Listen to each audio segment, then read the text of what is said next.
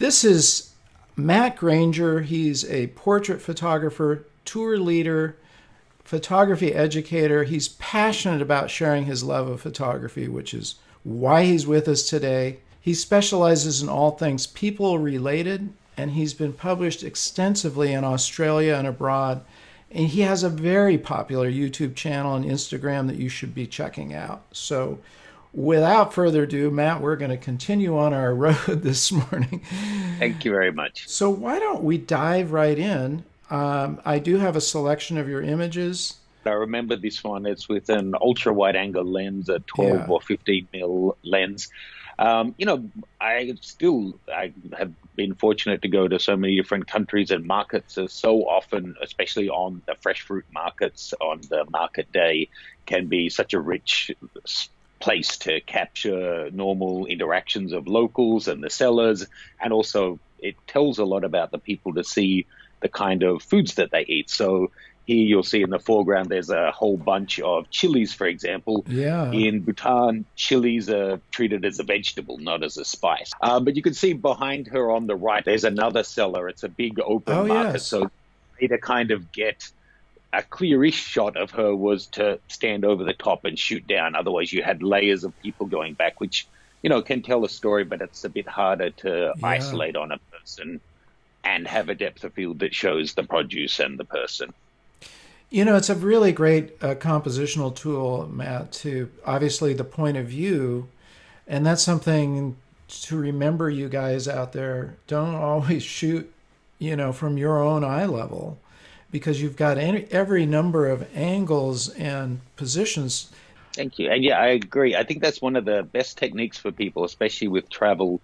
Whatever equipment you have, whatever country you're in, don't just stand straight up Really. at 5.5 or 6 foot tall. The shots will look like they were from your eye, and if that's the look you're going for, that's fine. If you're shooting everything in a reportage style, but if you want to get a unique shot, just changing your vantage point is so powerful. Absolutely. This would be another one of my highlights from my travels. The first international tour I was leader for was to Peru, and my tour partner and I started going to this festival that basically you don't see any non-South American guests at, called the Coyuridi Festival. We were in this valley, all kind of puffing, barely able to get enough oxygen, and there was a crack of thunder and a storm rolled in. And when you're up in the mountains like that, thunder sounds like the end of the world. It's I rumbling all bet. around you.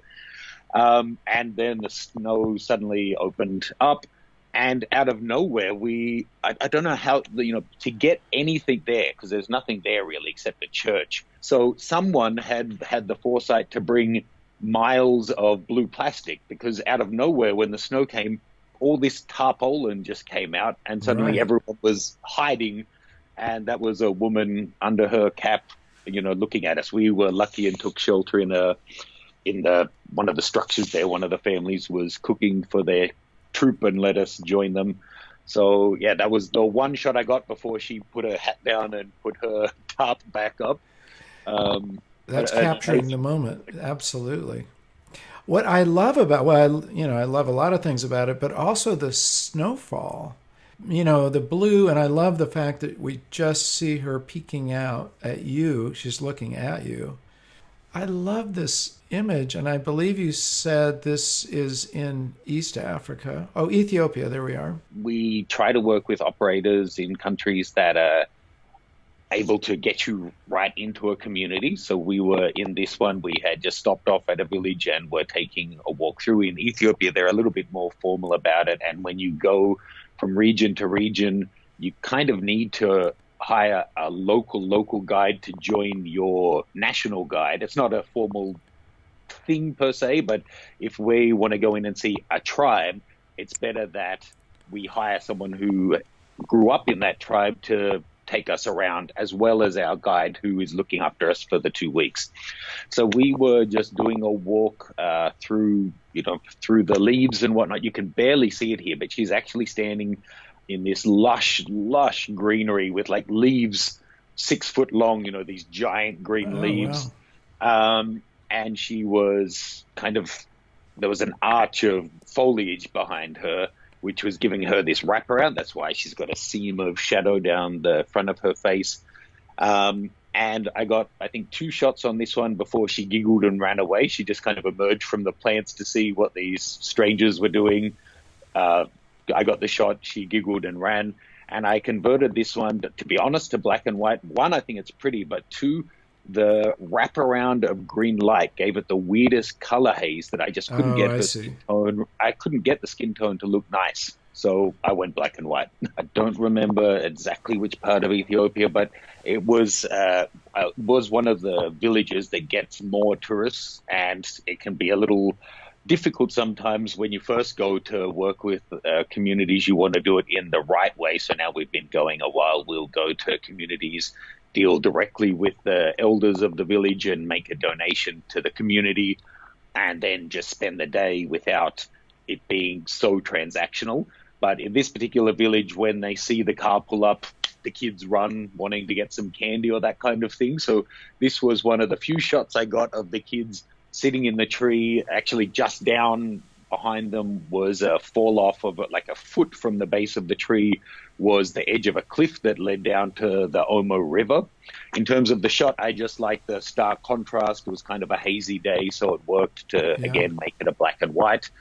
And yeah, it was as simple as they were sitting in the tree, hadn't noticed us pull up before I noticed them and got the shot, and they climbed down to run over and say hi. What time of day do you think that was, Matt? I am going to say probably like 2 to 4 p.m. in the afternoon. So kind of maybe 45-degree hard sunlight. Well, that's a good example of, that's a very challenging time to photograph. And you made it work because you don't have harsh shadows on their faces. You have, obviously a lot of light, which is bringing about the contrast with the trees and the background. So that proves that you don't have to just photograph in the golden hours to get a good image. Well, no. You have to be opportunistic, though, So in situations like this, and for some of the tribe situations that we were shooting, Ethiopia is, I think, the best people photography of anywhere I've been in the world. But you just go at the time of day that you're welcomed and can get in. So there you go. Well, Matt, it's really been great to have you with us. Is there any final advice you want to leave viewers with, either about travel photography or photography in general? Take your interactions with people as, a gift from the person that you're meeting. If you're in another country and someone... that's a good point. So, of course, you have to take this with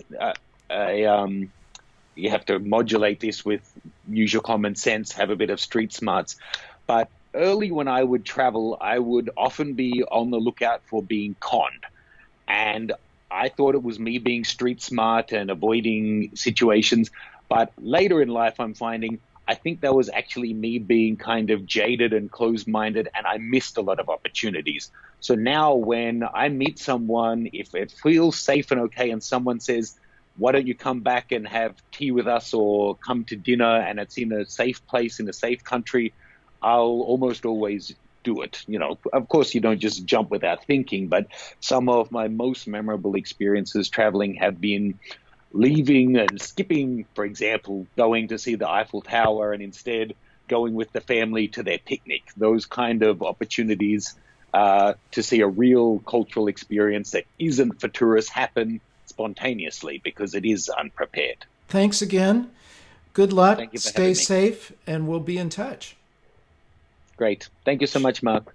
You tell your friends about what we're doing here. Make sure you leave your comments and you subscribe, you like us.